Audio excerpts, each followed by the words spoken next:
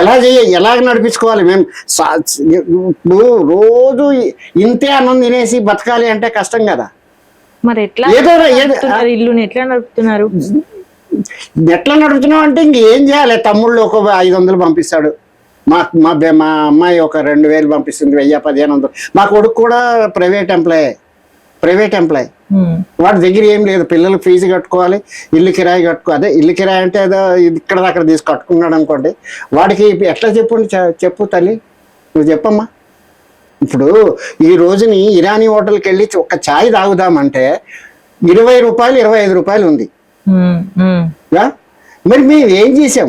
నాకు బీపీ ఉంది, sugar tablets ఉన్నాయి, వేసుకోతే కొనుక్కోవాలి, ఎవరిస్తారు చెప్పండి? అంటే నెలకు కనీసం మెడికల్ ఖర్చులకు కూడా సరిపోదు. ఇది సరిపోదు.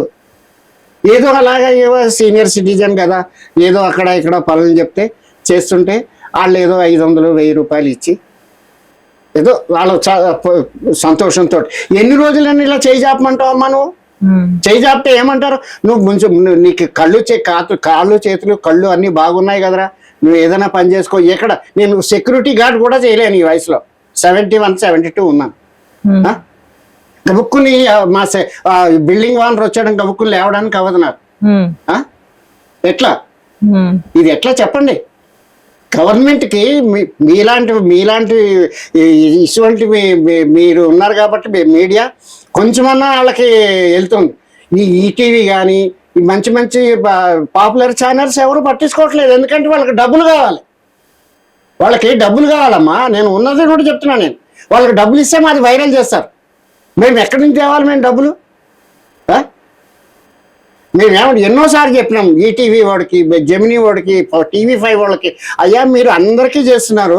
అచ్చా కేటీఆర్ అమెరికా వెళ్తున్నాడు, అయ్యా ఈవేళ కేటీఆర్ అమెరికా వెళ్తున్నాడు, అదో పెద్ద వైరల్. అయ్యా ఇక్కడ ఆకలితో మేము సస్తున్నామే, మా గురించి మీరు ఎందుకు పట్టించుకోరని అడుగుతున్నాను నేను.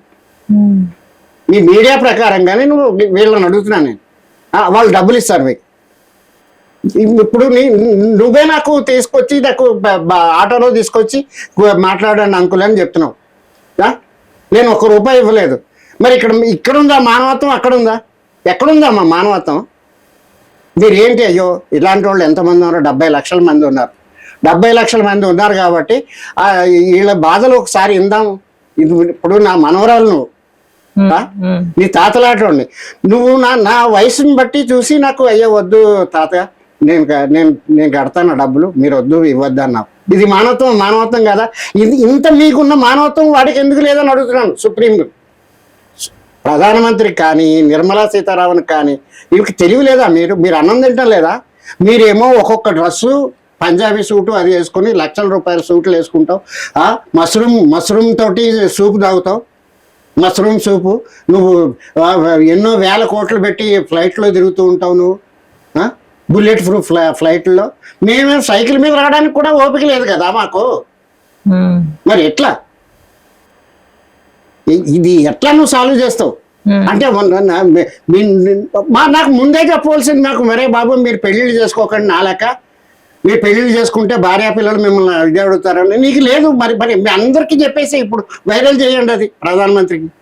అయ్యా మీరు పెళ్ళిళ్ళు చేసుకోకండి, మీ ఫ్యూచర్. ఆ స్టూడెంట్స్ కూడా చెప్పవలసింది. మొన్న పెద్ద గడబడి చేశారు కదా స్టూడెంట్స్, జంతర్ మంతర్ దగ్గర స్టూడెంట్స్ చేశారు. అరే ఎందుకు పెళ్ళిళ్ళు చేసుకుంటే నా లెక్క ఉండాలని చెప్పవలసింది నువ్వు. మరి వాళ్ళకి ఎందుకు తలొగ్గావు? ఎందుకు ఒగ్గావమ్మా నువ్వు? వాళ్ళు ఏం అడిగితే వాళ్ళకి ఇచ్చేసావు నువ్వు అన్నీ. ఇది న్యాయమా? ఇది న్యాయం కాదు కదా తల్లి.